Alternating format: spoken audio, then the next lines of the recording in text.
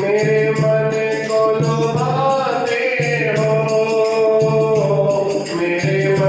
को लुभाते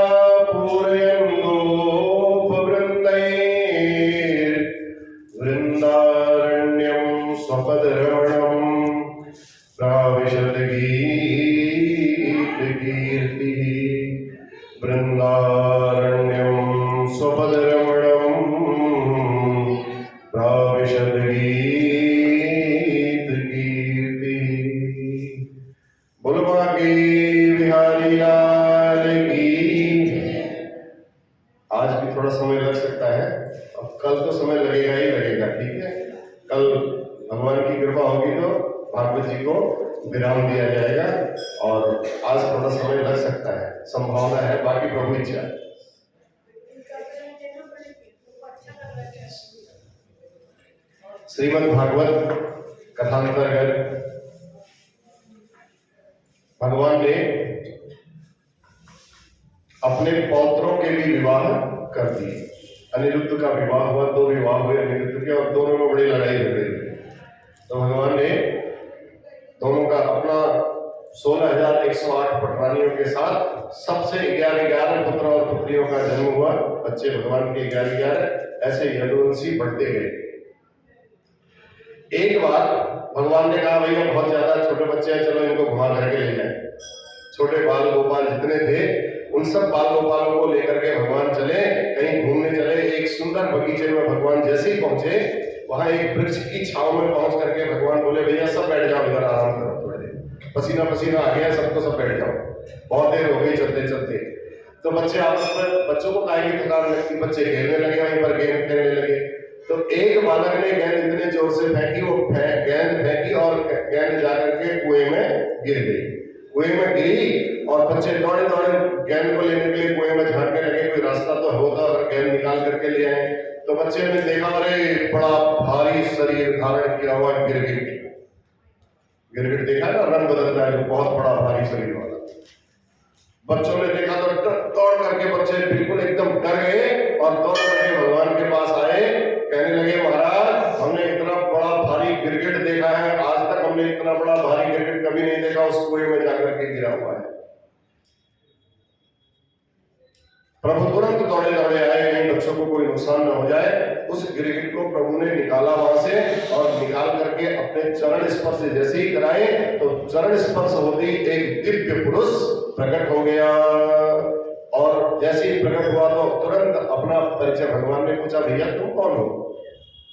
तब बताता है, अपना परिचय बताता है, नृगो नाम नरेंद्रोहम इच्छाकुतनया प्रभो दानि स्वाख्यायमाने सूर्यदिते कर्णमस्पृशम।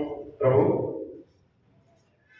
उसने बात बड़ी तरीके से की भगवान से, आप मुझे जानते हो, आपने मेरा नाम भी सुना होगा, मैं इक्ष्वाकु वंश में पैदा हुआ, सूर्यवंशी राजा नृग हूं, नृगो नाम नरेंद्रो, इच्छाकुतनया प्रभु।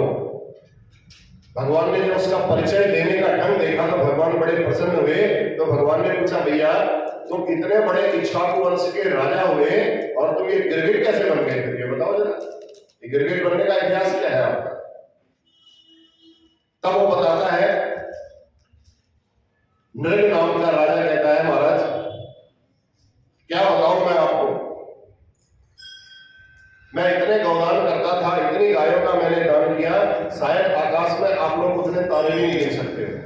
पृथ्वी में मिट्टी के रज के कण जितने हैं उनको भी शायद आप गिन लो, लेकिन जितने मैंने गौदान किए उतने गौदान की आप गिनती नहीं कर सकते। तो भगवान ने कहा, जब इतने तुमने पुण्य कर्म किए उसके बाद तुम फिर भी गिरगिट बन गए, ये कौन सी बड़ी बात है भैया? ये तो बात समझ में नहीं आई, ऐसा क्यों? तब भगवान को कहता है, पयस्विनी, भगवान कहते हैं हो सकता है भैया तुमने कोई ऐसी गाय देखी होगी बहुत ज्यादा मारने वाली होगी, या किसी का पांव लंगड़ा होगा, या कोई गाय दूध देने वाली नहीं होगी, कोई कैसी होगी, कोई ऐसी गाय होगा तुमने दान किया होगा जो किसी के काम की नहीं होगी। तब वो कहता है, नहीं महाराज, पयस्विनी तरुणी शील रूप गुणोत्पन्न कपिला हेम श्रृंगी न्यायार्जिता रुप्यपुरा सवत्सा दुकुला भरणादहम ददाहम। मैंने गाय ऐसी वैसी नहीं थी, कपिला गाय भी मिल गई, बहुत अच्छी अच्छी गायें थी जो खूब दूध देने वाली थी, बहुत सीधी सादी गायें थी। मैं खुद पहले गायों को जाकर के देखता था, फिर जब मुझे लगता था, संतुष्ट होता था, तब जाकर के मैं गाय का दान करता था। तो भगवान ने कहा, भैया जब इतना दान दिया तुमने, इतनी अच्छी गायें दान की, फिर भी तेरे को जाकर के ये शरीर कैसे मिला? बताओ, गिरगिट कैसे बन गया? तब बताता है, महाराज एक बार मैंने एक ब्राह्मण को गाय दान दे दी। अब गाय का स्वभाव क्या होता है, वो अपने जिस घर में रही है उस घर को पहचानती है। तो राजा ने जब ब्राह्मण को गाय दान दी तो गाय ब्राह्मण के घर में गई, राजा ने चरने के लिए खोली तो वो लौट करके राजा के पास फिर आ गई। अब राजा ने उतनी गायें थी उसके पास, तो फिर गायों के बीच में उस गाय को पहचान नहीं पाया कि वही गाय है जो मैंने दान दे दी, और वही गाय राजा ने किसी दूसरे ब्राह्मण को दान दे दी। अब दूसरे ब्राह्मण को दान दे दी तो दूसरा ब्राह्मण उस गाय को जब ले जा रहा था तो रास्ते में वो ब्राह्मण जिसके घर से गाय भाग करके आई थी, वो गाय को ढूंढते ढूंढते रास्ते में आ रहा था। तो उस ब्राह्मण को उसने देखा, उसने बोला, ये तो मेरी गाय है। उसने बोला, नहीं मेरी गाय नहीं है, ये गाय तो मेरे को राजा ने अभी अभी दान की है। तुरंत दोनों राजा के पास गए। राजा ने जिसकी गाय भाग करके आई थी उस ब्राह्मण को बोला, कहा ब्राह्मण, मैं तुम्हें और एक गाय की जगह 10 गाय दे दूंगा, अब तुम इस गाय के लिए लड़ो मत, मैंने इनको दान की है, आप इनको ले जाने दो। अब राजा जिसको दान दी वो कहता है मेरे को यही गाय चाहिए, जिसके घर से भाग करके आई ब्राह्मण वो कहता है नहीं मेरे को 10 गाय की जरूरत नहीं है, मुझे भी यही गाय चाहिए। अब राजा के लिए बड़ा धर्म संकट हो गया। राजा ने कहा मैं करूं तो करूं क्या? जब राजा के लिए धर्म संकट हो गया तो दोनों ब्राह्मण, राजा ने बोला भैया मैं ऐसे नहीं कर सकता हूं, तुम दोनों लड़ रहे हो। तो दोनों ब्राह्मणों ने गाय को वहीं छोड़ा और अपने अपने घर को चले गए। अब मरने के बाद जब राजा यमलोक पहुंचा तो यमराज ने पूछा भैया तुमने बहुत पुण्य किए हैं और कुछ तुम्हारे पाप भी हैं, अब तुम बताओ तुम पहले पाप भोगना चाहते हो कि पहले पुण्य भोगना चाहते हो? तो राजा नृग ने कहा चलो पहले थोड़े ही पुण्य, पाप तो थोड़े ही है, पापों को पहले भुगत देते हैं, फिर पुण्य आराम से भुगतते रहेंगे। कहा महाराज जितने मेरे पाप है पहले उन पापों को भुगत देता हूं। तो कहा उसी पाप का परिणाम होकर के आज मैं गिरगिट बन करके इस कुएं पर पड़ा हूं। आज मेरे बहुत जन्मों के कोई पुण्य उदय हुए थे, मैंने कुछ अच्छे कर्म भी किए थे, जो मेरे बहुत गौदान भी मैंने अच्छे किए थे, कुछ अच्छे कार्य किए थे, उन्हीं के कारण आज आपके चरण मेरे ऊपर स्पर्श हुए, जिनसे मैं कृतार्थ हो गया हूं। और ऐसा कह करके वह चला गया। कुएं पर ही भगवान ने अपने बच्चों को सबको उपदेश दिया, वहीं पर सारे बच्चों को घुमाने के लिए ले गए थे, तो बच्चों को उपदेश दिया, कहा बच्चों समझे ये नृग की आत्मकथा तुमने जो सुन ली, इसलिए तुमने ब्राह्मण और संत का कभी जाने और जाने में तो नहीं करना चाहिए, अनजाने में भी अपमान हो जाए तो क्षमा मांग करके वापस आ जाना चाहिए, अपमानित नहीं करना चाहिए। बहुत खतरनाक होता है जानबूझ करके अगर तुम अपमान करोगे। तो देखो इसमें अनजाने में इससे ऐसा हो गया राजा नृग से, जो गिरगिट बना। अगर तुम जानबूझ करके कहीं पाप करोगे तो फिर तुम्हारा क्या हाल होगा, फिर भगवान जाने। तो कहने का कोशिश करना कि अनजाने में भी कोई ऐसा कार्य हमसे ना हो। ब्राह्मण का जो धन है वह विष से भी ज्यादा खतरनाक होता है। ब्राह्मण के धन को खाने की नहीं सोचनी चाहिए। जहर को खा लोगे 1 मिनट के लिए, उसका निवारण हो सकता है बमन करके, उल्टी करके उसका निवारण किया जा सकता है, परंतु ब्राह्मण के धन को जो खाएगा उसका तो समस्त कुटुंब ही नष्ट हो जाता है। नाहम हलाहलम मन्ये विषम यस्य प्रतिक्रिया ब्रह्मस्व में विषम प्रोक्तम नास्य प्रतिर्विदिर हुई। इस संसार, इस पृथ्वी में ब्राह्मण के धन को खाने का जो पाप लगता है उसका फिर कोई निवारण नहीं है। ऐसा कह करके भगवान ने अपने जितने बच्चे थे, पौत्र थे, उन सबको शिक्षा दी, पुत्रों को अपने शिक्षा दी, पौत्रों को, पुत्रों को, और कहा जो मेरा कृष्ण विरोधी है, भगवान का जो विरोधी है, वो दंड का हमेशा भागी रहता ही रहता है। ब्राह्मण का भी अपमान न करके, कि संत का भी अपमान नहीं होना चाहिए और भगवान का भी कहीं अपमान न हो। इसलिए मेरी ब्राह्मण सेवा की आज्ञा का उल्लंघन जो करेगा, भगवान कहते हैं मैं उसे स्वयं अपने हाथ से दंड दूंगा। इस प्रकार प्रभु ने अपने बच्चों को समझाया, ब्राह्मणों के प्रति सावधान किया। तो भयहीन होए न भी। अब भगवान ने देखा भैया अब बताओ 16,108 को 11 से गुणा करो तो हजारों करोड़ों में तो हो गए बच्चे। भगवान को लगा कि ये रघुवंशी ज्यादा हो रहे हैं और ये उत्सृंखल ज्यादा हो रहे हैं। इनको पता है मेरे बाप का राज्य है, कोई किसी से डरने की जरूरत नहीं है। तो इसलिए ये उत्सृंखल ज्यादा हो रहे हैं, तो इसलिए अब इनको थोड़ा सा भय दिखाया जाए और समझाया जाए।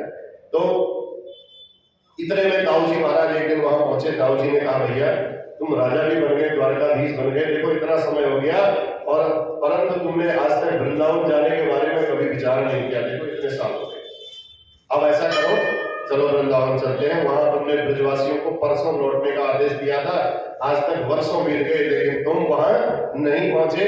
तो भगवान ने कहा अभी थोड़ा सा काम और रह गया है, तो इसको संभाल करके फिर चलते हैं। तो दाऊ भैया ने कहा भैया तू संभाल, जो तेरे को संभालना है तो अपनी द्वारिका संभाल, मैं तो ये चला। गौ मासो चतत्र चावासीत मधुर माधव में चौ। तो वहां से दाऊ भैया 2 महीने अपना छुट्टी बिताने के लिए ब्रजवासियों के पास पहुंच गए। अब ब्रजवासियों के धाम में पधारे तो ब्रजवासियों के तो आनंद का पारवार ही मेरा, बड़े खुश हो गए ब्रजवासी।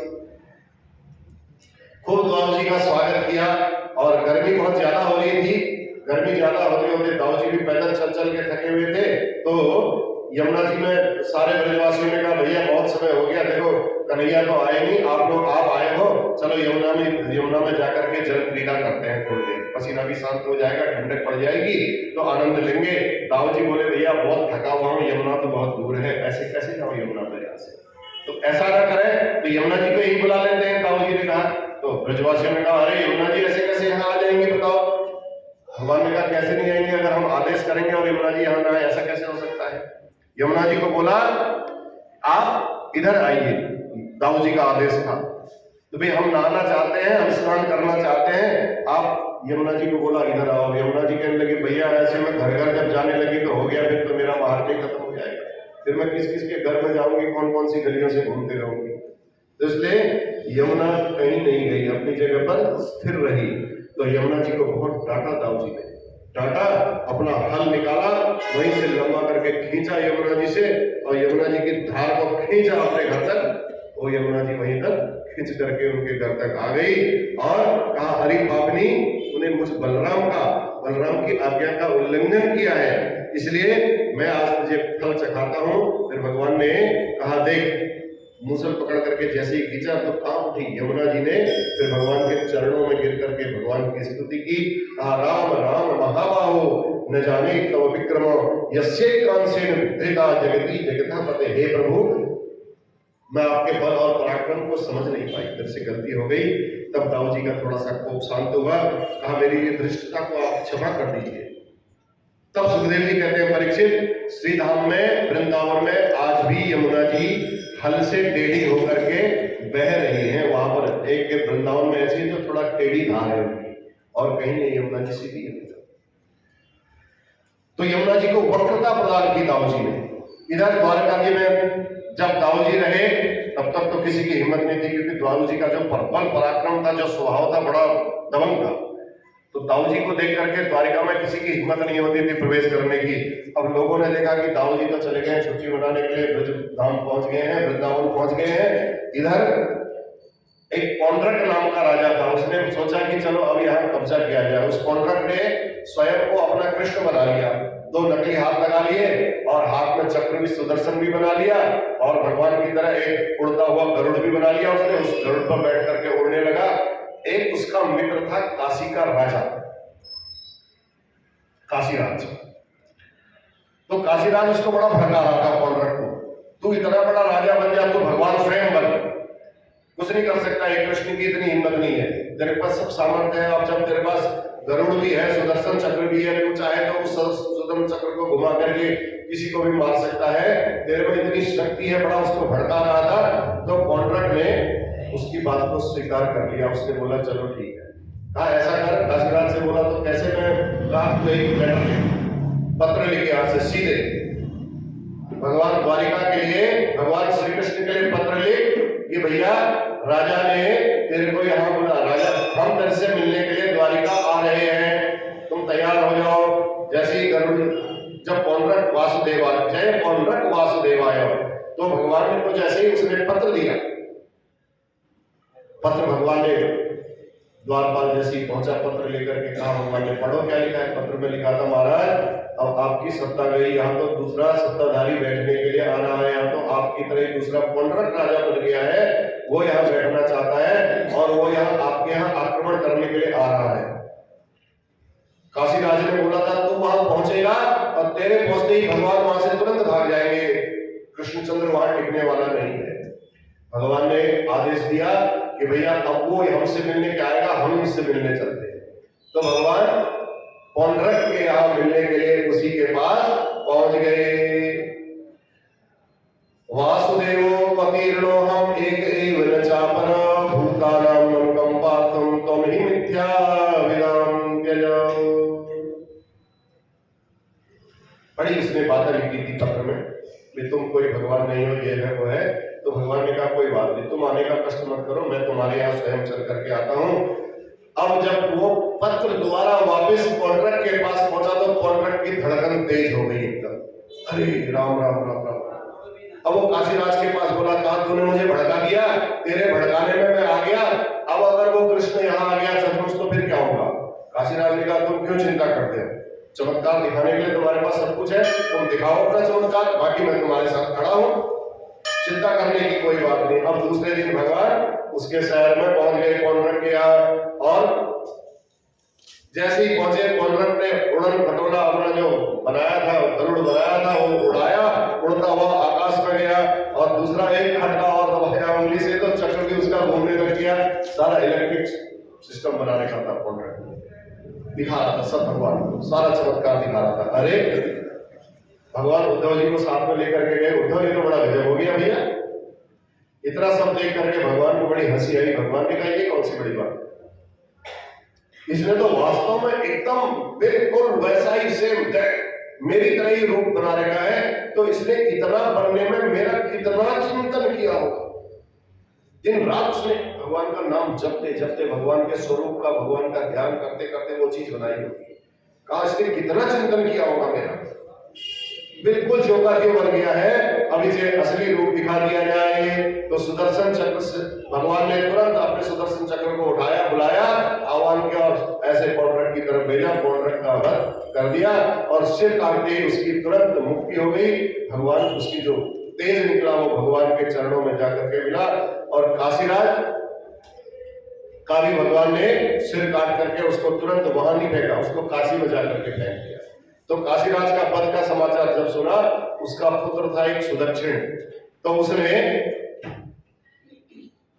एक कृत्या को, एक राक्षसी को अपने तेज से प्रकट किया और उस राक्षसी को कहा जा उस सारी द्वारिका को भस्म कर दिया। जैसे ही वो द्वारिका पहुंची वो कृत्या, वो राक्षसी, भगवान ने उस कृत्या का भी नाश कर दिया, उस कृत्या को भी भस्म कर दिया। और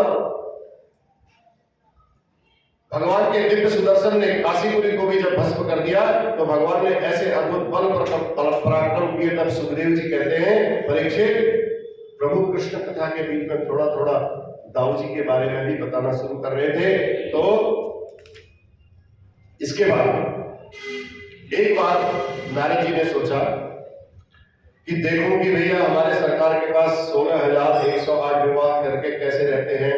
प्रत्येक भवन में जैसे ही नारद जी वहां पहुंचे, सबके भवन में, पटरानियों के भवन में पहुंचे तो देखा जिस भवन में जा रहे हैं उसी भवन में भगवान दिखाई दे रहे हैं। एक गोपी के साथ एक भगवान, एक गोपी के साथ एक भगवान। नारद जी की माता ही पट के नाते जी कर ये कौन सी लीला होगी भगवान की भैया। एक श्री कृष्ण और 16,108 पटरानियां तुरंत नारद जी के होश उड़ गए, प्रभु के चरणों में गिर गए। कहा प्रभु ये कैसी विचित्र लीला है। भगवान हंस करके बोलते हैं, बेटा नारद, मेरी लीलाओं को तो तेरे 4 खोपड़ी वाले जो ब्रह्मा जी तेरे पिताजी थे वो भी नहीं समझ पाए, तू तो एक खोपड़ी वाला है, तू मेरी इस लीला को कैसे समझ सकता है। फिर भी पुत्र मां की दो, आज यहाँ पर भगवान ने पुत्र शब्द का प्रयोग किया, बेटा बोला नारद जी को। कहा बेटा तुम बिल्कुल खेद मत करो, मेरा भजन करो। देवर्षि नारद भगवान की उन अद्भुत लीलाओं का स्मरण करते हुए द्वारिकापुरी को उन्होंने भी प्रस्थान किया। तब शुक्राचार्य जी कहते हैं, परीक्षित, द्वारिकाधीश प्रभु की दिनचर्या बड़ी अद्भुत थी। ब्रह्म मुहूर्त में जग जाते थे भगवान और स्नान ध्यान करके अपने प्रसन्न मुद्रा में आत्म ज्योति स्वरूप का ध्यान करते हुए यथाविधि स्नान करते हुए माता पिता गुरुजनों को दंडवत प्रणाम करते थे, ब्राह्मणों को गायों का दान करते थे। ऐसा अपना एक दिन भगवान अपना दिव्य श्रृंगार करके, एक सुधर्मा श्रृंगार करके, एक जो भगवान का रथ है सुधर्मा, उस रथ में जाकर के बैठे, सभा में पहुंचे। तो वो सुधर्मा सभा बड़ी अद्भुत, चाहे जितने भी सदस्य आ जाए उसमें वो सभा खाली को जगह कम नहीं पड़ती थी, वहां हमेशा वहां कोई स्थान खाली रहता ही रहता था। तो आज उस सुधर्मा सभा में एक दूत आया, देखता होगा, वो दूत ने आकर के कहा, महाराज जरासंध ने अपने जेल में, अपने बंदी खाने में 20,800 राजाओं को कैदी बना करके रखा है। महाराज बड़े पीड़ित हैं वो लोग, बड़े दुखी हैं कि जरासंध, एक सब मर गए हैं, एक जरासंध शेष रहा है। इसने 16,800 राजाओं को कैदी बना रखा है। कृपा करके आप उन पर कृपा करो, उनको मुक्ति दिलाओ। उस दूत ने संदेश दिया भगवान को। भगवान ने बोला ठीक है बेटा, कोई बात नहीं, हम बहुत जल्दी वहां पहुंचेंगे। दूत चला गया। जैसे ही दूत वहां पहुंचा, इतने में देवर्षि नारद तुरंत वहां पहुंच गए भगवान के पास। देवर्षि नारद कहते हैं, प्रभु पांडवों ने राजसूय यज्ञ करने का मन बनाया है, वो राजसूय यज्ञ करना चाहते हैं, उन्होंने आपको निमंत्रण भेजा है। भगवान ने कहा, भैया अभी अभी वो दूत ने बोला वहां आपको बुलावा आया है, और यहाँ ये नारद जी ने बोल दिया कि पांडवों का भी निमंत्रण पत्र आया है, आप सपरिवार पधारे।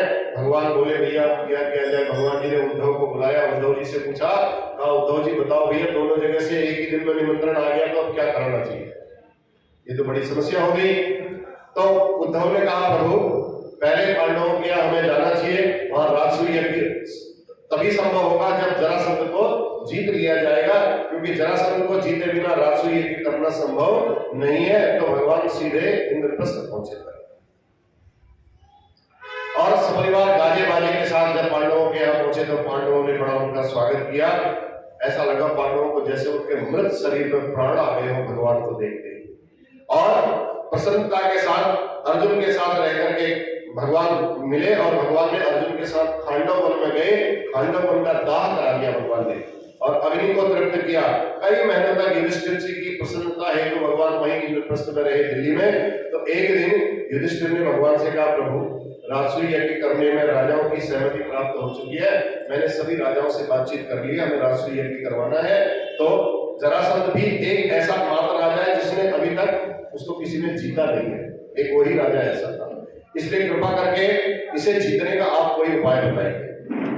जरासंध सब मान रहे हैं, एक जरासंध ही ऐसा है जो नहीं मान रहा है।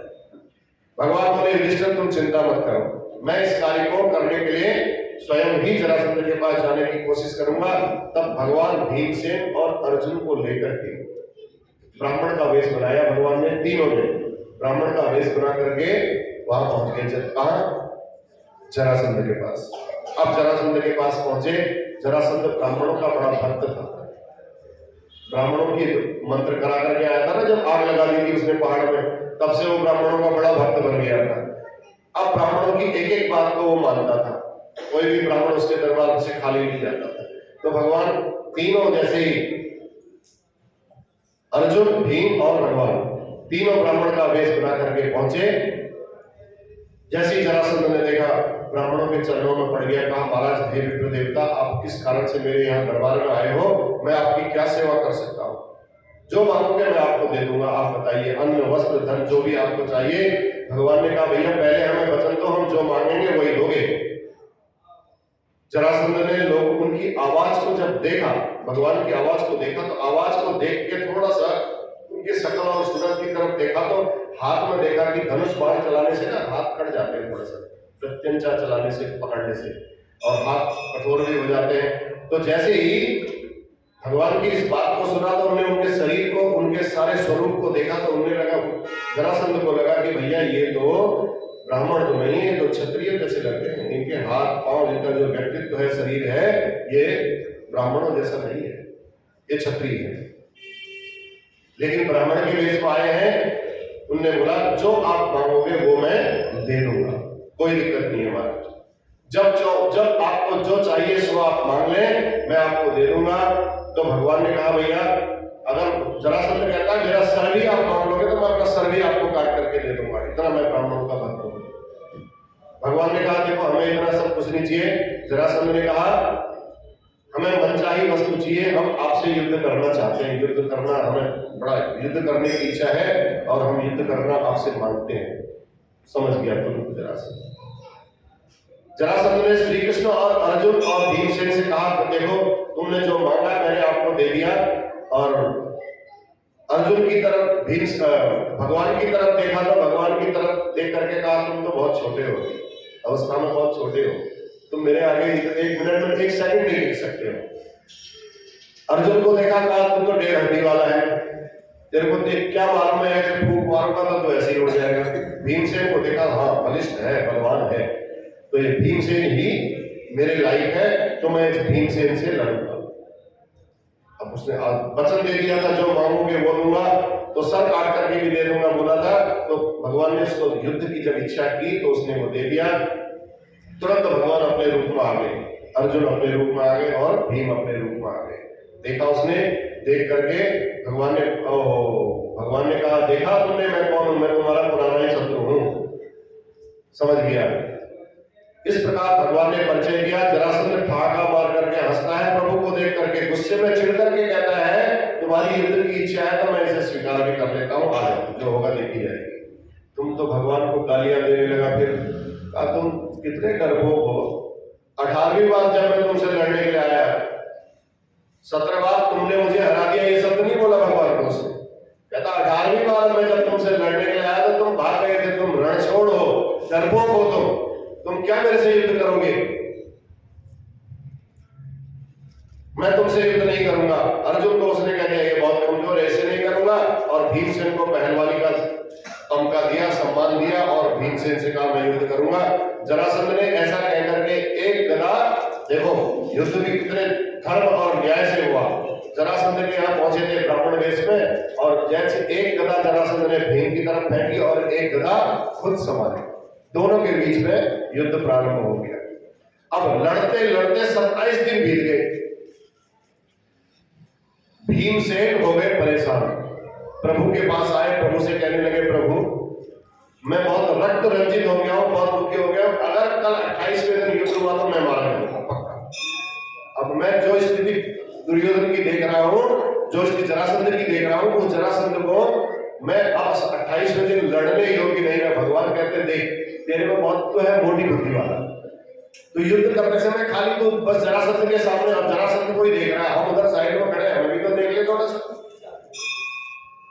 मैं तेरे को बार बार इशारे कर रहा हूं लेकिन तू मेरी तरफ देख ही नहीं रहा है। कहा कल जब तू युद्ध करने जाएगा तो मेरी तरफ भी थोड़ा दृष्टिपात कर लेना, मेरी तरफ तू देखेगा तो तेरा कल्याण हो जाएगा। अब 28वें दिन जब युद्ध करने गए तो युद्ध करते ही जैसे युद्ध होने लगा, जरासंध ने बड़ा घायल कर दिया। अब घायल किया तो भीम के मन में आया कि प्रभु ने मेरे को बोला था मेरी तरफ देखना।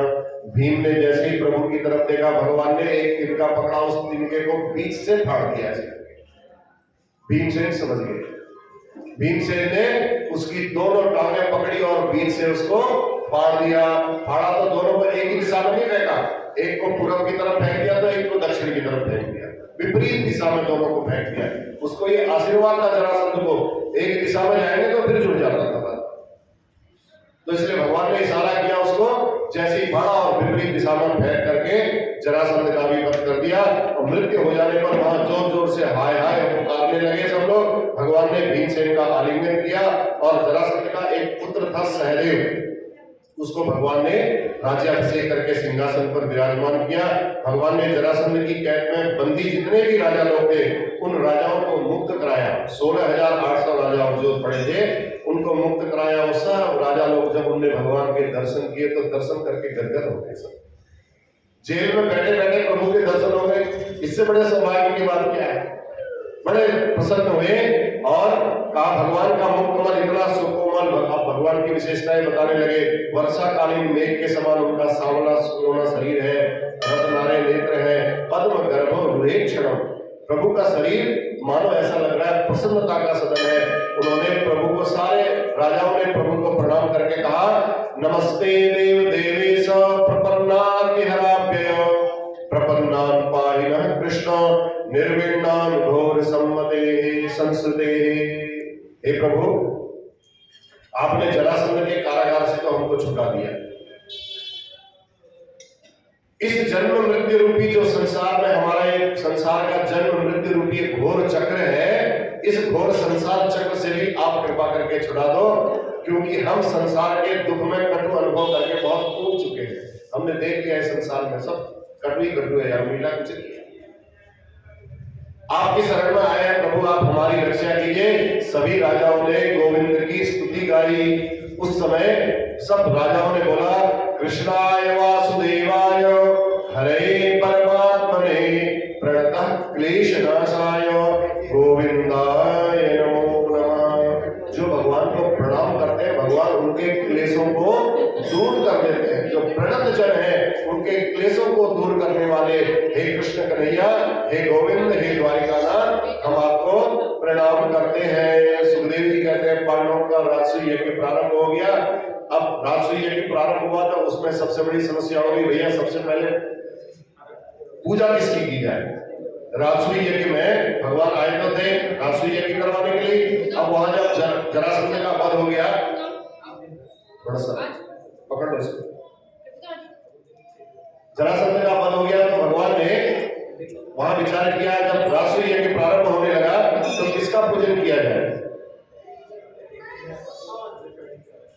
जैसे किसी ने सहदेव का, जरासंध का जो बेटा था, सहदेव का नाम प्रस्तावित किया तो भीष्म जो थे उन्होंने अनुमोदन कर दिया। तो सभी ने जैसे सहदेव ने भगवान का नाम प्रस्तावित किया।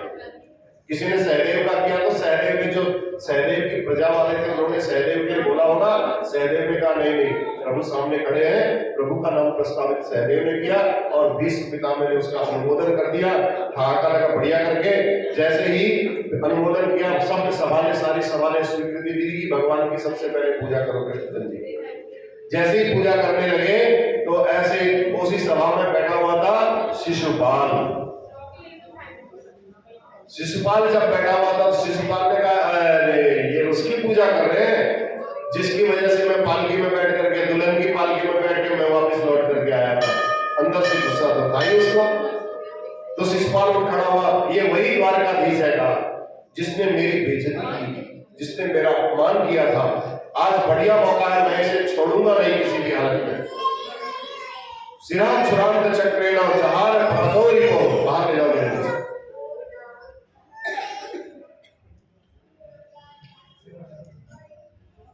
शिशुपाल ने भगवान को गालियों की बौछार कर दी।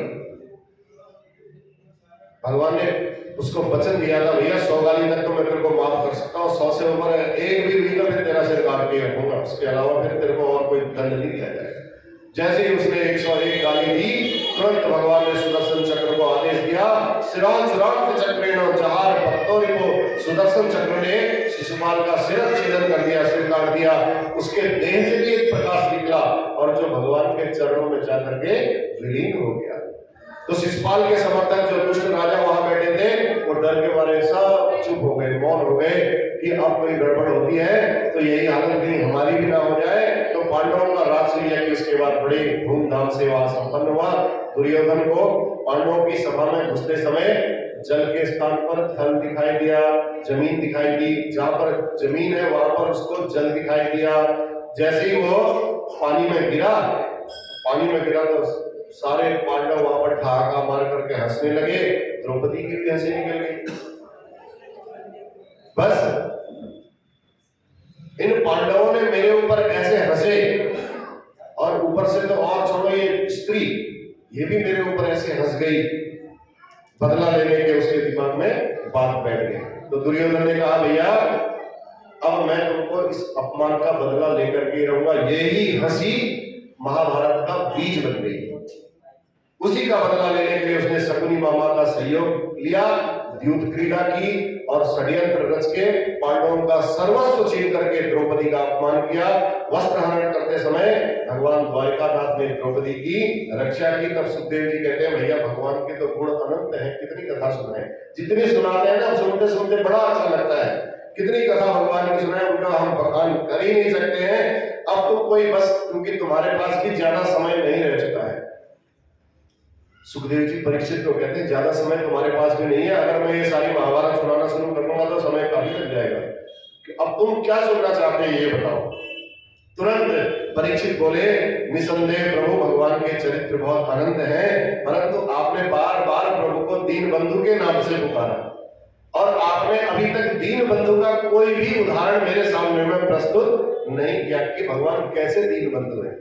गरीबों के भी भगवान होते हैं या नहीं होते हैं? आपने ये नहीं बताया। प्रभु कृपा करके आप मुझे ये बताएं कि भगवान को दीन बंधु क्यों कहा जाता है। तब सुखदेव जी को तुरंत सुदामा जी की याद आ गई। बोल सुखदेव भगवान की, बांके बिहारी लाल की। सुखदेव जी कहते हैं, परीक्षित तुमने प्रश्न बहुत अच्छा किया है, बहुत सुंदर प्रश्न किया है।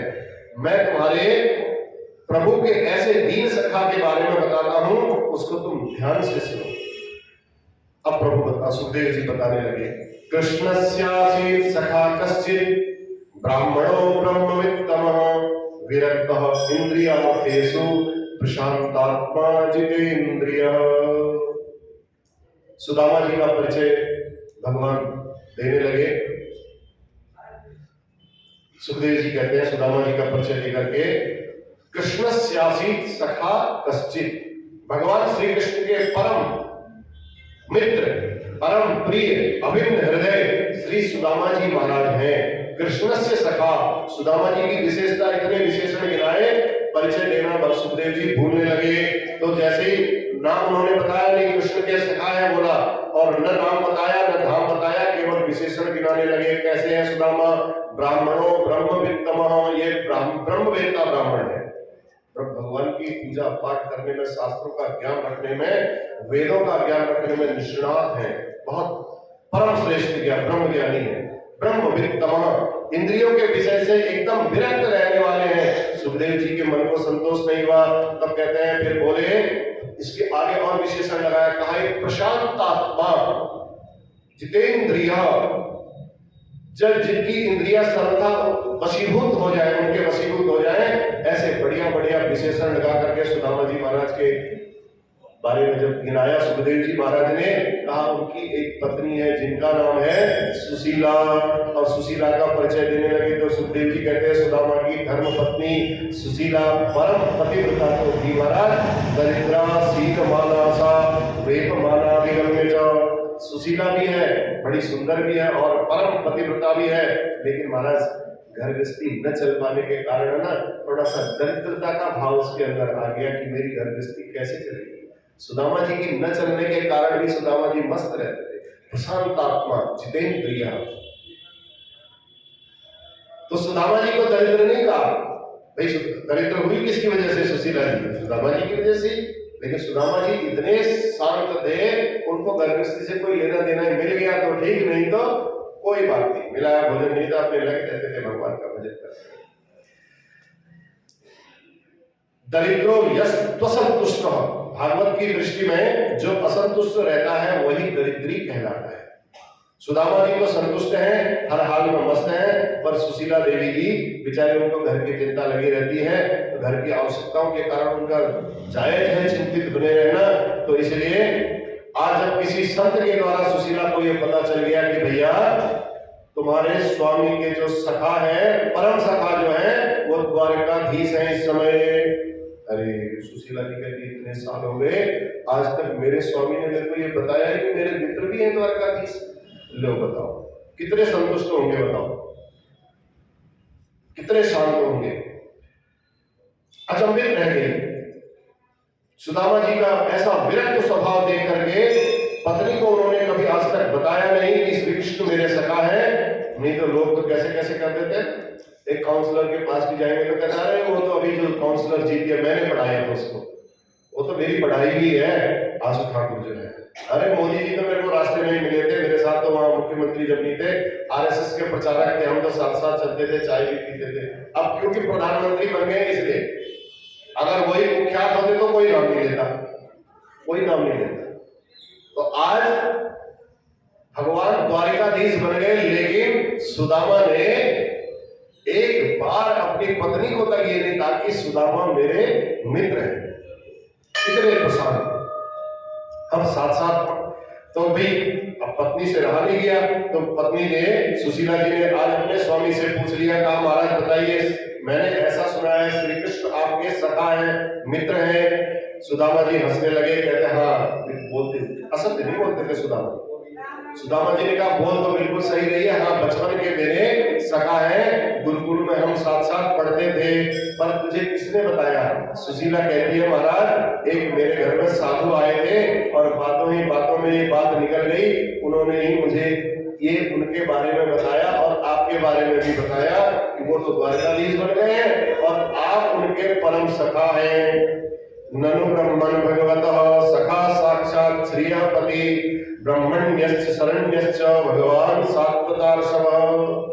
अरे मालूम है जो द्वारकाधीश भगवान श्री कृष्ण है ना, जो आज जिसको आप अपना मित्र बता रहे हो, वो कोई साधारण नहीं है, वह वर्ण ब्राह्मणों के अनन्य भक्त हैं। सुशीला जी कहती हैं अपने पति सुदामा जी को, शरणागत वत्सल है वो, जो उनकी शरण में एक बार पहुंच जाता है तो उसको सब कुछ न्योछावर कर देते हैं महाराज, फिर गरीबी का कोई सवाल ही नहीं रह गया, उसके तो भी ठाटो ठाट हो जाते हैं, बड़े आराम से रहता है। आप एक बार मिलने भर चले जाओ अपने सखा के पास, जब आप जाओगे दास्यति द्रविड़म भूरि सीदते ते सीदति ते कुटुंबिने, जैसे ही तुम मिलने के लिए जाओगे तो तुमको इतना सारा धन दे देंगे, तुम्हारी दरिद्रता दूर हो जाएगी, बहुत द्रव्य देंगे, पीढ़ियों तक दरिद्रता नहीं रहेगी। सुदामा जी कहते बावरी, एक तो मेरे बचपन का मित्र, एक मैं उससे मिलने जाऊंगा और मिलने जाकर के क्या मैं उसके पास पैसे मांगने की कामना से जाऊं? ये गलत है, ऐसा मेरे बस की बात नहीं है। दरिद्रता के बारे में मैं उनके पास जाकर के नहीं कह सकता हूं, ऐसे तो मैं जाने वाला ही नहीं हूं। उन्हें ऐसा बोल दिया है तो अब मैं बिल्कुल नहीं जाऊंगा। इतने सत्यनिष्ठ थे, अपनी बात पर पक्के अड़े रहे। इतने में सुशीला जी को लगा कि भैया मैं तो जानती हूँ मेरे तो पतिदेव हैं, ऐसा बोलूंगी तो ये जाएंगे नहीं। तुरंत बात बदल दी सुशीला ने, कहा नहीं महाराज मैं ऐसे आपको नहीं कह रही हूँ, वो मैं इसलिए कह रही हूँ क्योंकि वो बड़े पक्के सिद्धांतवादी हैं, लेने देने की बात पर जाए। लेने देने की बात पर जोर डाला। ये तो मैंने आपको बोला ही नहीं कि आप जाकर के उनको लेने देने की कोई बात करना, आप कोई जोर डालना। सुशीला बोली नहीं नहीं, मेरा मतलब ये है धन मिले न मिले, लेकिन आपके सखा है ना, आपसे मिल तो जाएंगे कम से कम, एक बार मिल जाएंगे और आपस में हाल समाचार आपका मालूम हो जाएगा और आपकी मित्रता की पुरानी यादें ताजा हो जाएंगी। आस्ते द्वारवत्याम। अब सुदामा जी कहते हैं भैया मुझे तो ये भी पता नहीं है इसमें रहते कहाँ है वो। सुशीला जी कहती है द्वारिका में इस समय वो रहते हैं, वहां के राजा है, द्वारिकाधीश बनकर के विराजे हुए हैं, उनकी बड़ी महिमा है। अपने लिए सही नहीं, एक बार आप मेरे लिए तो जरूर मिल करके आ जाओ उनसे, और अपने सखा का इतना नाम सुन करके क्या आपका मिलने का मन नहीं करता है। सुदामा जी कहते हैं ठीक है, ये बात तो सही बोली, मिल करके आ जाओ, देख मेरे मित्र है, मिलने जाऊंगा तो आनंद आएगा, ये बात सही है, अब मैं जरूर मिलने जाऊंगा, मन तो मेरा भी होता है मिलने का, क्योंकि बचपन से जब से हम पढ़ने गए थे उसके बाद जब बिछुड़े हैं तब से आज तक हमारा मिलन नहीं हो पाया। अब मिलने की बात आई तो सुदामा जी को बड़ा उतावलापन हो गया, तो कई बार उसकी याद आई, लेकिन मिलने के लिए मेरे पास ऐसी कोई स्थिति नहीं बनी जो मैं उससे मिल पाता। आज तुमने अच्छा याद दिलाया, मैं अवश्य उससे मिलने जाऊंगा। मेरे मन में भी एक तो कहा महाराज जाओ। सुदामा जी ने कहा मेरे मन में भी बहुत इच्छा है मिलने की। अयम भी परमो लाभ उत्तम श्लोक दर्शन। आजकल मैं अपने बाल सखा की चारों तरफ से प्रशंसा सुन रहा हूं, श्री कृष्ण के बारे में लोगों के मुंह से सुनता रहता हूं, तो मेरे मन में भी उसके दर्शन की उत्कंठा जागृत होते रहती है। परंतु सोचता हूं भैया वो तो इतना बड़ा महाराजा है, बहुत बदल गया होगा, उसके ठाठी कुछ निराले होंगे इसकी, लेकिन उसके दर्शन की इच्छा तो मेरी भी है। बस एक बार परम लाभ मेरे मन में है कि मैं उनका दर्शन कर लूं।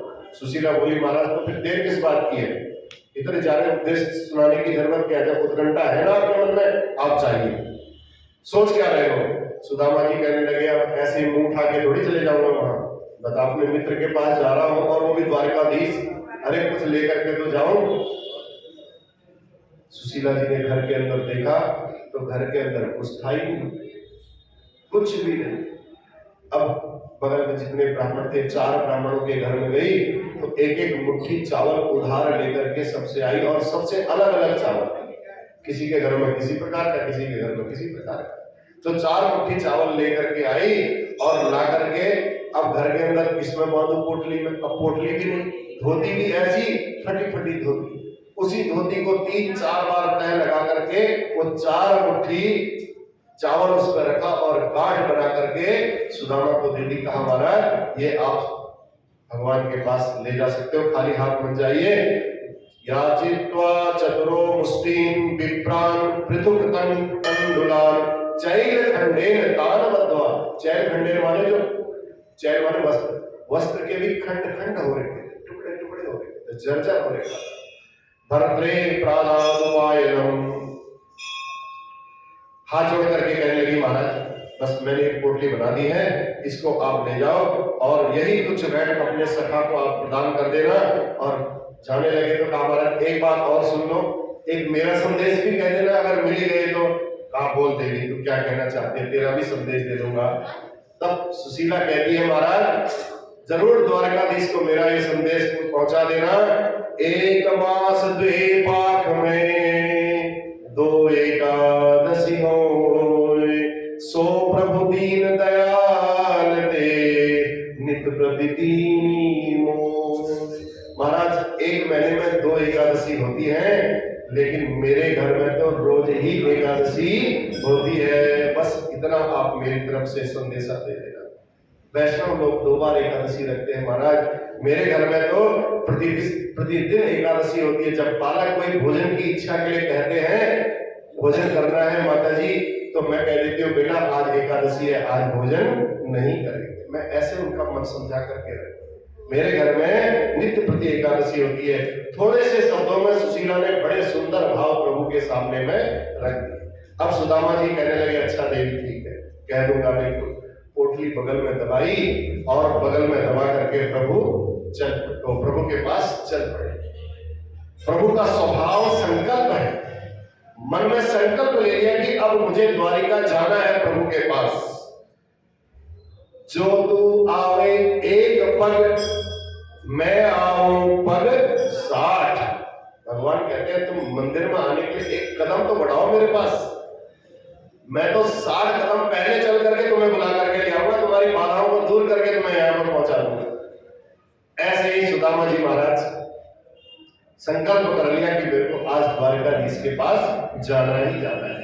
उनके मार्ग में जितने विघ्न थे सारे विघ्नों को प्रभु ने कहा तुम वहां बढ़ते रहो और मैं दूर करता जाऊंगा। सुदामा जी चल पड़े।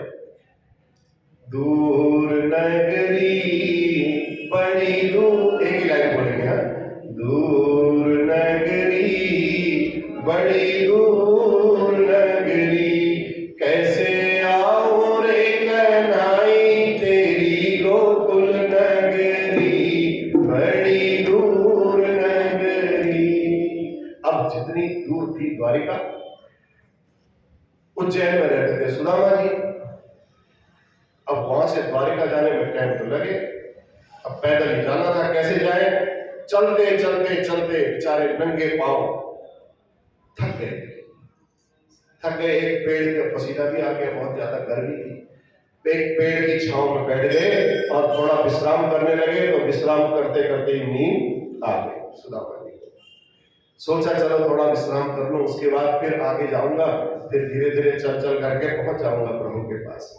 जैसी बताया ना, एक कदम प्रभु के लिए चलने के लिए बढ़ाया तो प्रभु 60 कदम खुद चल करके आ गए। सुदामा जी सोए और सोते सोते सुदामा जी को प्रभु ने वहीं से उठाया और सीधे सोता हुआ ही द्वारका की नगरी में पहुंचा दिया। बोल दीनवंत भगवान की। सुदामा जी की नींद खुली तो सुदामा जी के, अब पूछा सुदामा जी ने, भैया मैं देखा नगरी चारों तरफ से दिखाई दे रही है, मैं तो एक पेड़ के नीचे सोया हुआ था, ये क्या हुआ? चलो हो सकता है मैं थक गया था, शायद पेड़ के नीचे के बजाय मैं यही महलों के नीचे सो गया हूं, मन में सोचते हैं। एक पथिक से पूछ लिया सुदामा जी ने, कहा भैया हमें द्वारिका जाना है, तो द्वारिका का कोई आप रास्ता बता दीजिए, द्वारिका कितनी दूर है? पथिक हंसता है, वो कहता है द्वारिका के लिए पूछ रहे हो, द्वारिका में ही बैठे हो, बताओ। कहा महाराज यही द्वारिका है, आप द्वारिका में खड़े हो। अरे भाई बड़ा गजब हो गया, इतनी जल्दी आ गए, हम तो सोच रहे थे पूरी रात लग जाएगी, पूरा दिन लग जाएगा, लेकिन हम तो बहुत जल्दी आ गए। यदि ये द्वारिका है तो भैया यहाँ हमारा कन्हैया कहाँ मिलेगा? कन्हैया हमारा रहता है भैया यहाँ। पथिक ने कहा भैया ये कौन है, इसका पता क्या है, इसका ठिकाना क्या है, मकान नंबर, गली नंबर, मोहल्ला क्या है, अपार्टमेंट का कोई नंबर कुछ उसको होगा, आप ये सब बताइए, पूरा बताइए। तब कन्हैया ने कहा देख, पथिक कन्हैया कहते हैं भैया ये तो हमारे बचपन का मित्र है, बचपन की बात है, हम उसको कुछ कहते नहीं थे और हम तो उसको कन्हैया के ही नाम से जाने, उसके अलावा हमको कुछ पता नहीं था, शायद उसका नाम कृष्णचंद्र है। याद आ गया, अरे कहा वो हमारे बचपन का मित्र है। उसने जब सुना पथिक ने तो कहने लगा अरे महाराज चुप चुप चुप चुप चुप, ऐसे नहीं बोलते हैं यहाँ, हमारे महाराज हैं, द्वारिका के राजा हैं, द्वारिकाधीश हैं, इनको ऐसे नहीं बोला जाता, इनको बोला जाता है अनंत श्री समलंकृत छत्रपति राजमूर्ति धर्म चक्रवर्ती, विशेषण लगाते जाओ उनके आगे, खाली नाम नहीं लेते उनका, ऐसे यहाँ दंड मिल जाएगा तुरंत नाम लेते ही। धर्मवर्ती सर्वेश्वरेश्वर सर्व स्वतंत्र गो विप्र प्रतिपालक विश्व वंदे श्री श्री महाराजा धीराज द्वारिकाधीश्वर श्री कृष्ण चंद्र सरकार। इस तरीके से महाराज इनको बोलना पड़ता है यहाँ। और तुम जाने पता नहीं है कैसा नाम बोल रहे हो, विचित्र नाम बोल रहे हो, ऐसा नाम मत बोल रहे हो महाराज, हमने तो ये नाम ही पहली बार सुना, आज तक नाम ही नहीं सुना हमने। सुदामा जी तो इतने लंबे चौड़े विशेषण सुन करके चक्कर में पड़ गए, उनकी कहानी सुन लो गए। वो कहते भैया इतना लंबो चौड़ा नाम है गयो, अब इतनी लंबी चौड़ी, जब उसका नाम ही इतना लंबा चौड़ा है तो मेरी बात समझ में नहीं आ रही है कि भैया मैं उसकी नगरी में जाऊंगा तो कितनी लंबी चौड़ी नगरी होगी। कहा बता दे भैया, उसको अगर यहीं का राजा है तो आप उनके बारे में बता दो, वो कहाँ मिलेंगे। तो बोला महाराज उनके बारे में क्या पूछना है, चले जाइए, विशाल भवन जितने पंक्तिबद्ध हैं तुम्हें दिख रहे हैं, उन सब उन्हीं के भवन दिख रहे हैं, जितना तुमको सारा दिखाई दे रहा है, जहां तक नजर पड़ रही है ये सब उन्हीं के भवन है। बड़े बड़े विशाल भवन पंक्तिबद्ध, इतना कहकर के पथिक तो वहां से चला गया। सुदामा जी आश्चर्य में डूब गए। सुदामा जी ने कहा भैया उन विशाल भवनों को देखते देखते बड़ा जगमगाता एक सुंदर भवन बीच में दिखाई दिया सुदामा जी को। जैसे ही देखा जो भगवती रुक्मिणी जी का भवन था, वो रुक्मिणी जी का भवन दिखाई दिया। उसी भवन में सुदामा जी अंदर प्रवेश कर गए। ये भागवत में लिखा है सुदामा जी सीधे ही रुक्मिणी जी के भवन के अंदर प्रवेश कर गए। भागवत के अनुसार सुदामा जी सीधे अंतःपुर में चले गए थे, परंतु कवियों ने बड़ा प्रसिद्ध भाव इसके बारे में सजाया है। जब द्वारपालों ने पूछा महाराज किससे मिलना है, जैसे सुदामा जी दरवाजे पर गए, ये कवियों के भाव है, किससे मिलना है आपको? सुदामा जी हाथ जोड़ करके बोले भैया अंदर जाकर बस इतना कह देना तेरे बचपन के सुदामा मिलने को आए हैं, बस इतना ही तुम बोल देना, बस अपने आप महाराज जी तेरे को बता देंगे। द्वारपाल अचंभित रह गया, कहता महाराज आप हमारे महाराज के सखा हो? आपको देखने से तो ऐसा नहीं लगता आप हमारे महाराज के सखा हो। सुदामा जी बोले हाँ भैया बचपन के मेरे मित्र हैं। द्वारपाल ने सोचा भगवान की लीला को समझ में आती नहीं, कब कौन किस रूप में यहाँ आ जाए, देखने में तो नहीं लग रहे हैं, पर जब सखा बता रहे हैं, अपना मित्र बता रहे हैं, तो हमें क्या परेशानी है, हम भी जाकर के अंदर पूछ लेते हैं भैया। कहा महाराज आप यहीं विराजिए गेट पर ही, हम अंदर जाकर के खबर करते हैं। सुदामा जी को बैठा करके द्वारपाल जैसे ही भीतर गया, भगवान को प्रणाम किया, कहा महाराज दास सब सेवा में लगे हुए थे, सेवा करते करते अब कहता है प्रभु मैं भी यहाँ 100 वर्ष मेरे को भी बीत गए हैं आपकी सेवा करते करते। आज जो विभूति आपके दरवाजे पर खड़ी है महाराज, वह आपको अपना सखा बता रहा है, और ऐसे आपके सखा हो सकते हैं हमें संभव नहीं लग रहा है। आप द्वारकाधीश और ऐसा सखा, मुझे ऐसा लग रहा है मुझे कहीं स्वप्न हो गया है महाराज। भगवान के आगे जाकर के वो बोल रहा है द्वारपाल। भगवान बोले भैया ऐसा कौन भाई है? द्वारपाल बोले सरकार वही तो समझ में नहीं आता कि ये कौन है। अब वर्णन करने लगा द्वारपाल। शीस पगान जगातन में प्रभु जाने को आहि बसे के ही ग्राम, धोती फटी सिलटी दुपटी अरुपाय उपान की नहीं सामान, द्वार खड़ो द्विज दुर्बल को बस रयो चकिसो वसुधा पूछत दीन दयाल को धाम, बतावत आपुनो नाम सुदाम। अरे प्रभु के नाम कान में सुदामा पड़ा, प्रभु ने अपने सिंहासन से तुरंत कूदे, पीतांबर भी प्रभु का नीचे छूट गया, पादुका पहनना भूल गए, और अरे सुदामा सुदामा सुदामा सुदामा करके भागे गए अंतःपुर के दरवाजे पार करते करते सब सावधान हो गए जितने द्वारपाल थे। भैया ऐसी विभूति कौन आ गई जिसके लिए प्रभु खुद दौड़े भाग रहे, नंगे पांव, पीतांबर भी उनका पीछे छूट गया है। इस दरबार में हमने ब्रह्मांडिक देवताओं को भी आते हुए देखा, लेकिन आज तक उन्होंने भगवान को ऐसे भागते हुए कभी नहीं देखा। जो भी आया शीश झुका करके इस दरबार में आया।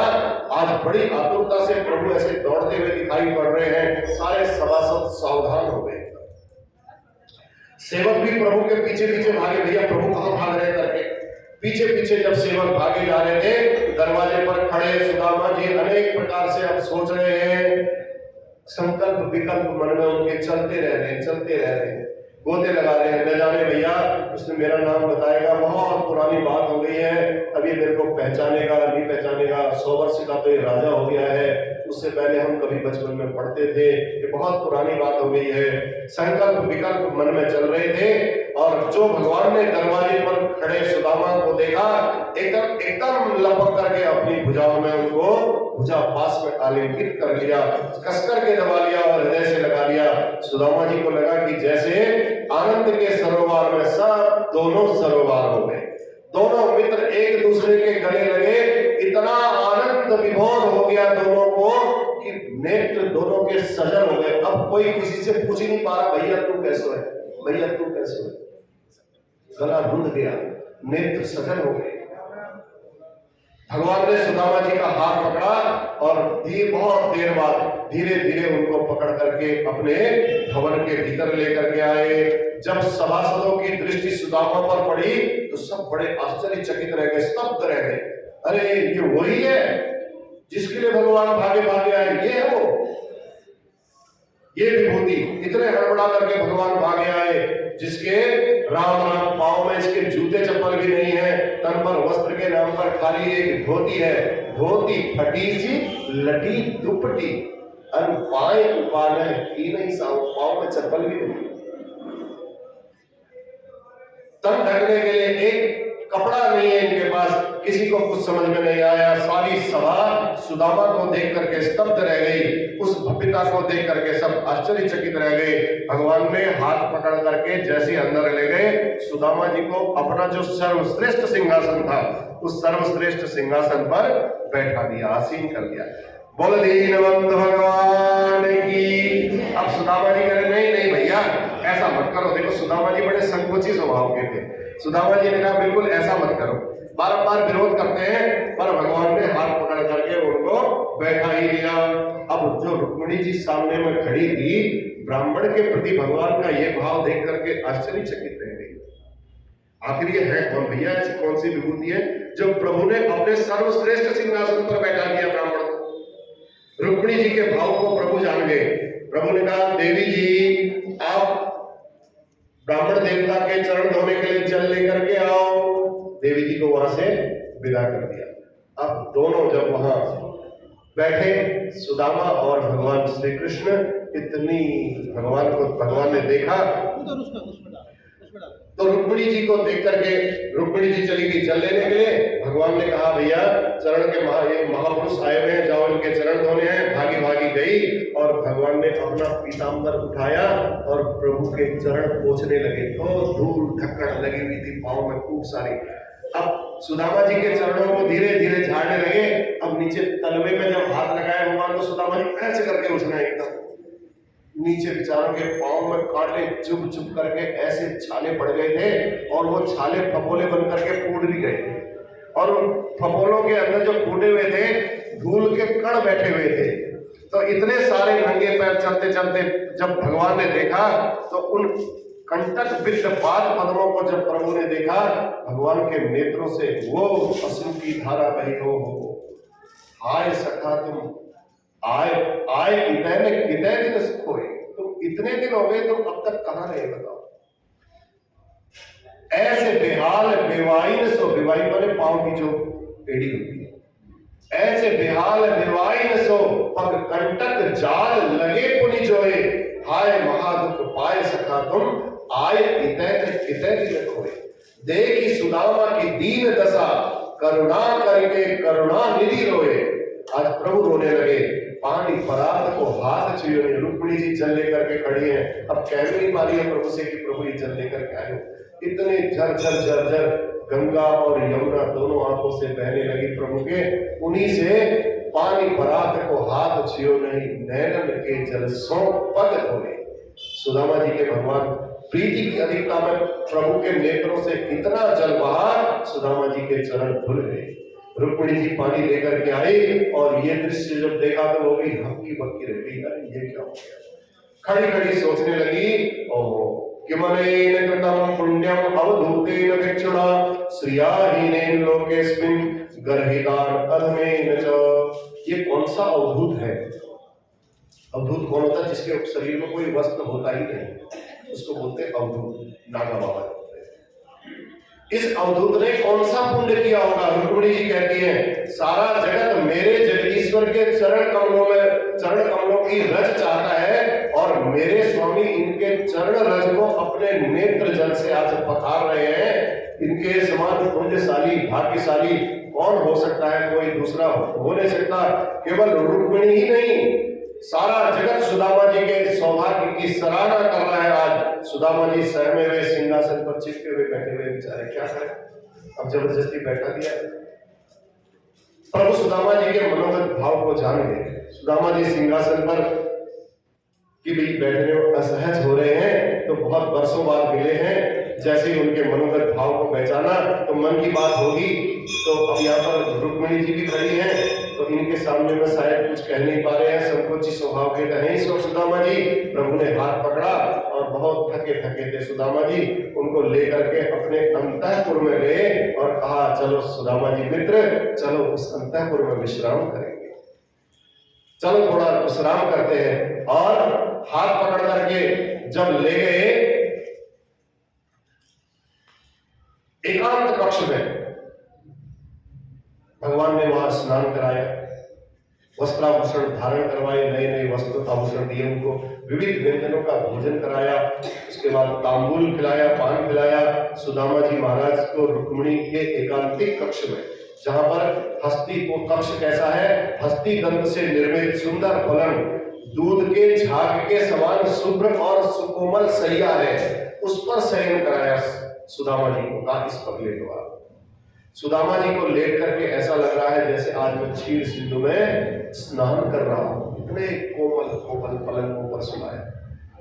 आनंद विभोर हो गए, आह्लादित हो गए, प्रसन्न हो गए सुदामा जी, शब्दों में उस बात को व्यक्त नहीं कर पा रहे, अपने आनंद को भगवान से कुछ बता नहीं पा रहे, इतना अपार सुख का अनुभव हो रहा था। प्रभु के स्वभाव को प्रसन्नता के साथ मनी मन में बहुत सराह रहे थे।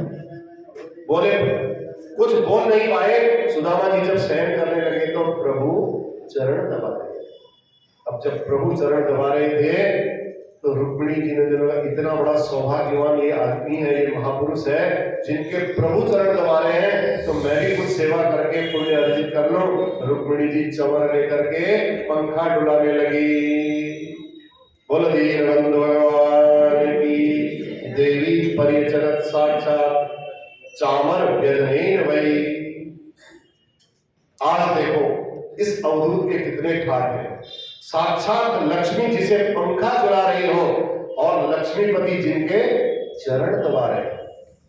ये दृश्य अपने हृदयंगम करने लायक है। संसार में इससे बड़ा संपन्न और कौन हो सकता है बताओ। लक्ष्मी नारायण दोनों ही उस ब्राह्मण की सेवा में समर्पित हैं। भगवान कहना चाहते हैं कि कोई सुदामा जैसा बन करके तो दिखाओ एक बार, मैं तुम्हारे चरण दबाने के लिए वहां स्वयं आऊंगा।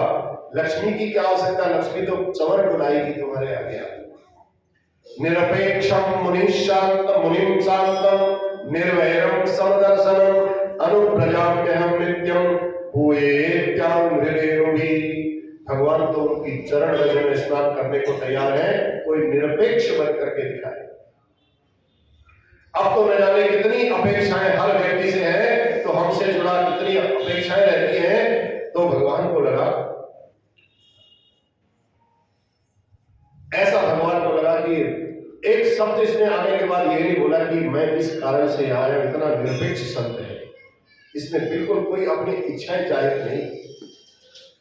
भगवान कहते हैं ऐसा जो निरपेक्ष होता है, प्रभु के मंदिर में आओ, प्रभु के दर्शन करने के लिए आओ, तो प्रभु से बोलो प्रभु जो आपकी इच्छा है, यथेच्छसि तथा कुरु, जैसा आपको अच्छा लगता है आप वैसा करो, तो प्रभु भी अपने हिसाब से आपके लिए अच्छा करेंगे।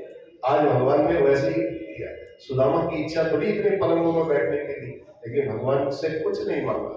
भगवान को लगा भैया मेरे यहाँ आया है, मैं द्वारिकाधीश हूं, तो द्वारिकाधीश के बराबर ही उसका सम्मान करूंगा।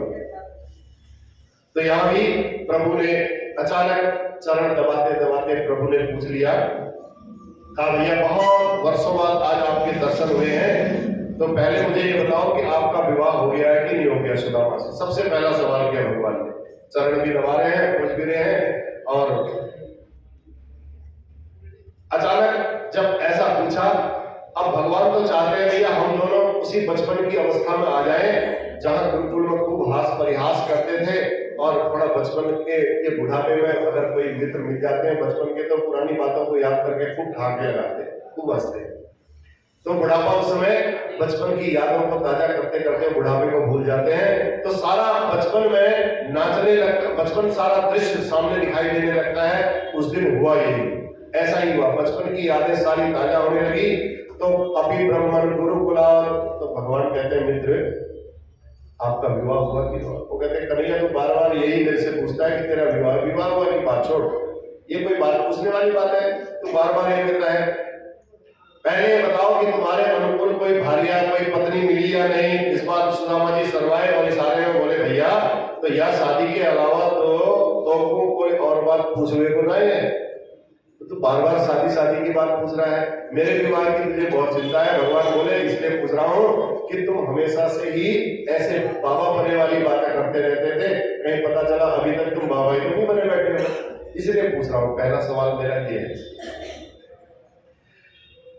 तो बोले भैया ऐसी बात नहीं है, विवाह तो हो गया है और तेरी भाभी का नाम सुशीला है, जैसा ही उसका नाम है वैसी वो है, बहुत सुंदर सुशील स्वभाव की है, जीवन की गाड़ी बड़े आनंद से चल रही है, बहुत प्यार से चल रही है, बड़े आनंद से है हम लोग। अब तू बता, जल्दी बोल, तेरो विवाह भयो कि नहीं? भगवान हंस करके बोले भैया हमारी बात मत पूछो, हम तो बाद में सारी इकट्ठी बताएंगे तुमको, अभी तुम अपनी बताओ। बस एक बात बताओ कि अब सुदामा कहते हैं भैया, तो भगवान कहते हैं सुदामा से तुमने चुपचाप विवाह कर लिया, हमें भनक भी नहीं पड़ी, तो चलो कोई बात नहीं, जो हो गया सो हो गया। अब पहले ये बताओ, जब यहाँ आए हो हमसे मिलने के लिए आए हो, अब जब भाभी जी घर में है तो जरूर भाभी जी को तुम बता के आए होगे। सबसे पहली बात उन्होंने कहा भैया देखो मैं झूठ नहीं बोलता, बता के आया। और जब बता के आए हो तो या तो मतलब भाभी जी हमारे बारे में सब जानती है, तभी उन्होंने हमारे पास भेजा, तो आपने बताया होगा हमारे बारे में इसलिए वो हमारे पास भेजा। तो भाभी जी ने, भगवान कहते हैं बड़ी कृपा की जो आज आपको हमारे पास भेज दिया। यदि भाभी जी ने हमारे पास भेजा है तो जरूर हमारे लिए कुछ न कुछ उपहार जरूर भेजा होगा, खाने पीने के लिए भेजा होगा, जरूर भेजा होगा। सुदामा जी की धड़कन और तेज हो गई, चलने में भी 15 मिनट कोई दिक्कत तो नहीं। अब 4 घरों से बेचारे चावल मांग के लाए थे, एक एक मुट्ठी उसकी पत्नी मांग करके लाई थी, और वो भी अलग अलग चावल। और सुदामा जी ने जब द्वारिकाधीश के ठाट बाट देखे, भैया यहाँ तो बासमती से भी ऊपर वाला चावल चलता है, तो यहाँ मैं इनको दूंगा, तो संकोच में पड़ गए बेचारे बहुत ज्यादा। सुदामा जी की समझ में नहीं आया, इतना बड़ा राजा धीराज मैं कैसे इनको चावल दे दूं। ये देखेगा तो सोचेगा है भिखमंगा है, ये लेकर के आ गया, तो संकोची स्वभाव के थे सुदामा जी, सहम नहीं। उन्होंने पोटली को यहाँ पर दवाई रखा था, दवाई रखे। अब बगल में जब पोटली दवाई जा रही है, बार बार हाथ जोड़ करके भैया कन्हैया हमारे पास क्या है लाला, कुछ नहीं है, जो है भगवान बोले भैया ऐसी वैसी बातें मत किया करो, लाए हो तो बताओ, नहीं लाए हो तो बात खत्म। सुदामा जी बोले सच्ची सच्ची बोलो, मैं कुछ नहीं लाए हो भैया, कुछ नहीं लाया मैं तो। भगवान हंस करके बोलते हैं पता चल रहा है, मेरे को मालूम हो रहा है कि तुम्हारे बचपन की आदत अभी तक गई नहीं, बचपन की बातें याद है। अब सुदामा जी को एक एक करके याद दिलाने लगे। भगवान बोले तब तो याद ये भी होगा कि जब हम जंगल में सबीरा बीनने गए थे, तो सुदामा जी बोले हाँ भैया सब याद है। सुदामा जी बात को फिर पलटने लगे, कहते जंगल में इतना पानी आ गया था, इतना भयंकर पानी बरसा उस दिन, पूरा जंगल पानी से लबालब भर गए भैया। वयम वृषम तत्र महानिलाम्बु, मित्र याद है हम एक दूसरे के, जब पानी बंद हो गया, हमारे बरस नीचे पानी इतना भरा था, हम पानी में चल रहे थे, तो हम अपने संदीपनी गुरु जी के आश्रम का रास्ता भटक गए, भूल गए, गुरुकुल का मार्ग भूल गए। सुदामा जी कहते भैया इतनी सर्दी थी, रात भर इतनी सर्दी थी, कितनी सर्दी पड़ी, सारी रात वृक्ष के ऊपर हमको बैठ करके बितानी पड़ी, और उस रात को मैं कैसे भूल जाऊंगा। सुदामा जी चर्चा कर रहे हैं, भगवान बोले तब तो तुम्हें सब याद है, और ये भी याद होगा कि उस सर्दी में तुम्हारे दांत कितनी जोर से कटकटा रहे थे। भगवान ने ज्यादा नहीं बोला क्योंकि रुक्मिणी जी भी खड़ी थी सामने। अब सुदामा जी को और संकोच हो गया, सामने में रुक्मिणी जी भी खड़ी है और ये ऐसे गोल पट्टी खोले जा रहे हैं। तब बड़ी जोर से हंस करके दोनों हंसने लगे, जब बात याद आ गई तो बहुत जोर से ठहाका मार के दोनों हंसे, और कन्हैया भैया तू रहने दे भैया उन बचपन की बातों को, ये विद्यार्थी जीवन का आनंद था, कुछ और ही बात थी, अब तो प्रसंग पूरा बदल गया है। सुदामा जी कहते हैं कुछ है कुछ हो जाए फिर, पर उस दिन गुरुकुल में जब हम गए थे नहीं पहुंचे, तो देख गुरुजी बात को तुरंत बदला उन्होंने। गुरुजी कितने चिंतित हो गए हमारे लिए, रात भर गुरुजी सोए नहीं, और चिल्लाते चिल्लाते सारे विद्यार्थियों को सवेरे होते ही अपने साथ हमको ढूंढने के लिए आ गए। जब पानी में भीजे हम दोनों को उन्होंने देखा, तो गुरुजी ने तुरंत दौड़ करके हम दोनों को कैसे गले से लगाया था भैया। कितने वात्सल्य हमारे ऊपर उमड़ा। अहो हे पुत्र का योयम अस्म दर्दे की दुखिता। सबको अपना शरीर प्यारा होता है, गुरुजी ने बोला उसने, सबको अपना शरीर प्यारा होता है, लेकिन तुमने इतनी बरसात में पूरी रात उस वृक्ष की टहनी पर बिता दी मेरे लिए केवल। बड़ा आशीर्वाद दिया। कहा तुमने बहुत दुख उठाया है, भीगे वस्त्रों में तुम रहे, ठिठुरते रहे, सर्दी का मौसम, कितना तुमने कष्ट उठाया। सच्चे शिष्य का यही लक्षण होता है, अपने गुरुदेव की वचन की रक्षा उसने करनी चाहिए। आज्ञा पालन करने के लिए प्राणों की बाजी लगा दी। शिष्य हो तो ऐसा होना चाहिए।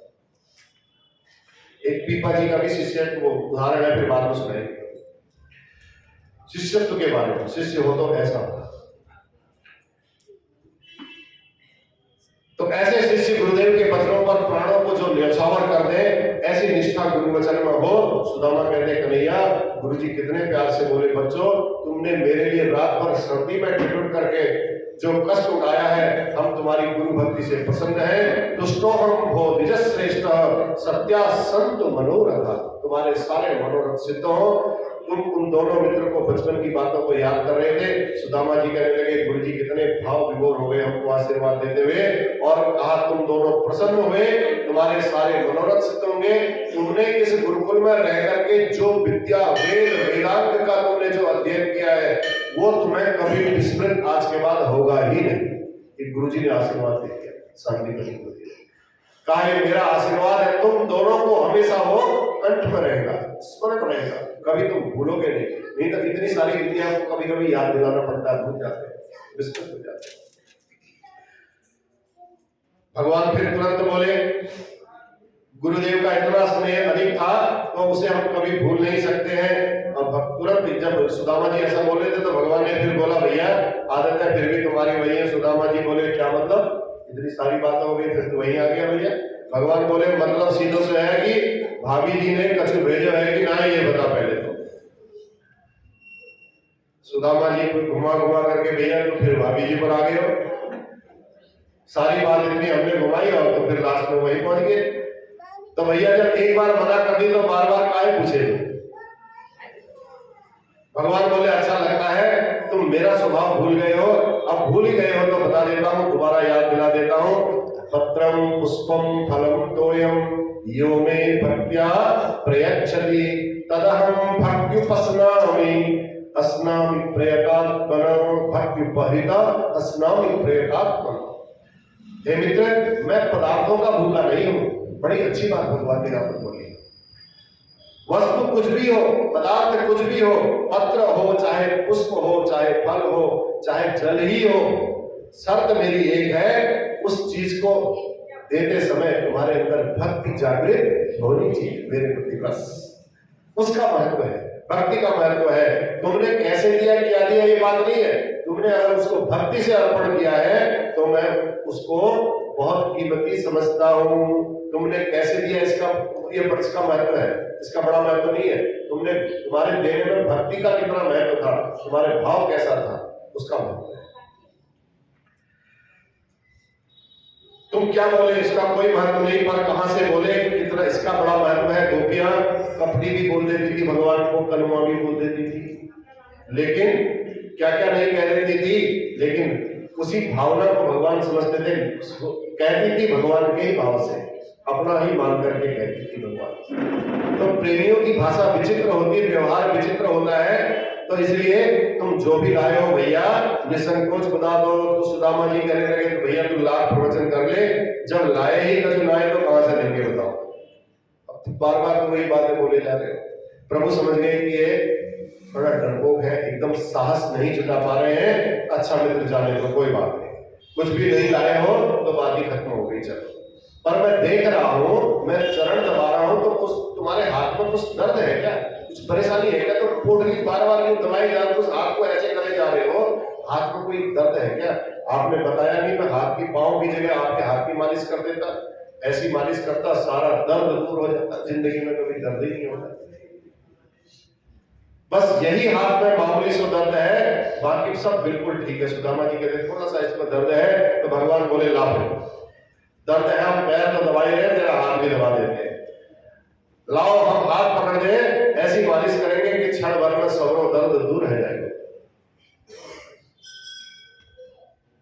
सुदामा जी कहते हैं भैया मैं तेरे हाथ जोड़ता हूं, तेरे पांव पकड़ता हूं, तू दया कर, तू मेरे पे ऐसे मत कर, मैं बस अपने में सब ठीक हूं, मेरा हाथ भी ठीक है, मेरे पांव भी ठीक है। भगवान कहले भैया अब कुछ हो जाए तुम्हारा दर्द तो हम दूर करके ही रहेंगे, तभी छोड़ेंगे। सुदामा जी खूब दाएं बाएं उस पोटली को छुपाने के लिए कर रहे थे। भगवान ने जबरदस्ती वो पोटली उठाई, स्वयं जहार किमित प्रतुक तंडुलाम किमित, इसमें क्या है? वो पोटली तुरंत खींची और दिखाया था ये क्या है।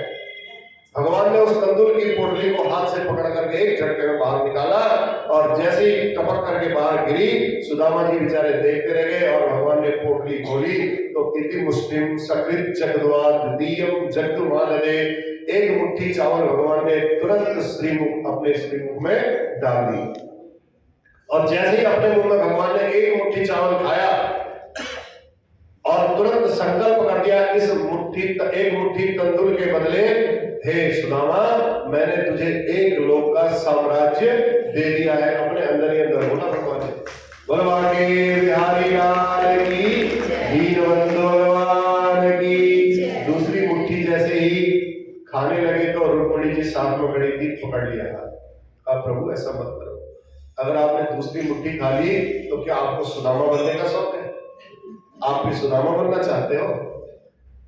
या देखो भक्तों के भाव है। अथवा हाथ पकड़ करके रुक्मिणी ने संकेत दिया प्रभु प्रेमाधिक्य में आप पा रहे हो, चावल कच्चे हैं, एक मुट्ठी तो खा लिया कि दूसरी मुट्ठी खाओगे तो पेट खराब हो जाएगा, दिक्कत हो सकती है। ये भी भाव हो सकता है रुक्मिणी का। या अथवा इसलिए हाथ पकड़ लिया हो भैया ये इतने बड़े संत का लाया हुआ महाप्रसाद है, एक मुट्ठी तो आपने खा लिया, थोड़ा सा इसमें और दिख रहा है, अब इतने सारे आपके द्वारिकावासी हैं, अगर एक एक दाना भी सबको मिल जाएगा तो क्या गलत होगा? ये भी भाव हो सकता है रुक्मिणी का हाथ पकड़ने का। तो कुल मिलाकर के वो पोटली भगवान ने रुक्मिणी को सौंप दी और कहा जाओ परिवार में सबको एक एक दाना प्रसाद वितरण कर देना। और वह एकांत में पाकर रुक्मिणी को दे दिया और भगवान ने एकांत में पाकर के पूछा मित्र इतना दिव्य प्रसाद पाकर के बहुत देर तक इतना अच्छा प्रसाद था, बताओ कितने मीठे लगे तंदूर, मेरे को मैं जानता हूँ और तुम मेरे से छुपा रहे थे बार बार। अब रुक्मिणी जी नहीं है वहां पर, दोनों मित्र हैं।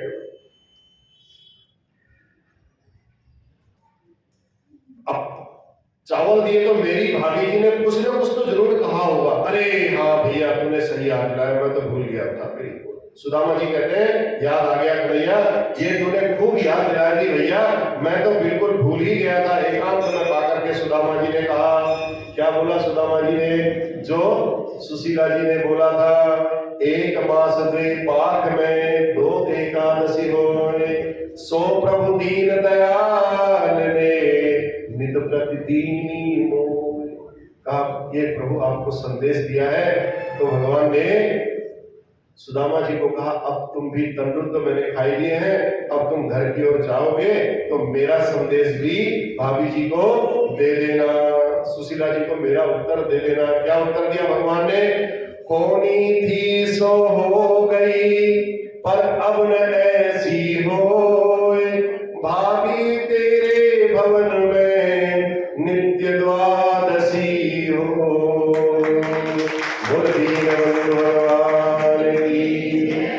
भाभी जी को कह दिया अब एकादशी का दिन समाप्त हो गया है, अब हमेशा तेरे घर में नित्य द्वादशी बनी रहेगी। ऐसा भगवान ने जब दिया, देते देते झोली भर दी, लेने वाले को पता ही नहीं कि मुझे कितना मिल गया और देने वाले ने सारी झोली भर दी। तब रहीमदास जी कहते हैं जब किसी को कुछ देते होंगे ना सिर नीचे को झुका लेते होंगे बार बार, तो उनसे पूछा भैया आप किसी को देते हो, देने के बाद सिर झुका लेते हो, क्या बात है?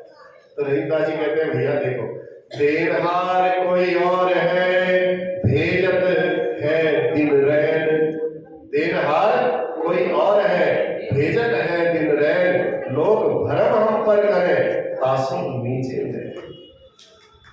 देने वाला तो कोई और है, हम तो खाली उसका दिया हुआ आपको दे रहे हैं, लोग सोचते हैं मैं दे रहा हूं, इसलिए मेरे को बड़ी शर्म लग जाती है, मैंने तो कुछ दिया ही नहीं इसलिए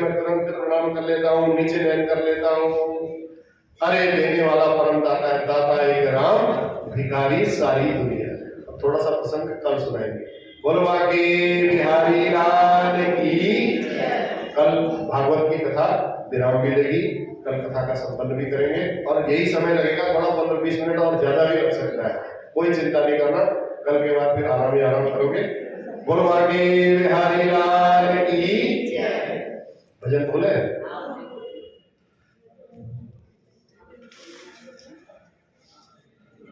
मैं तो जपूं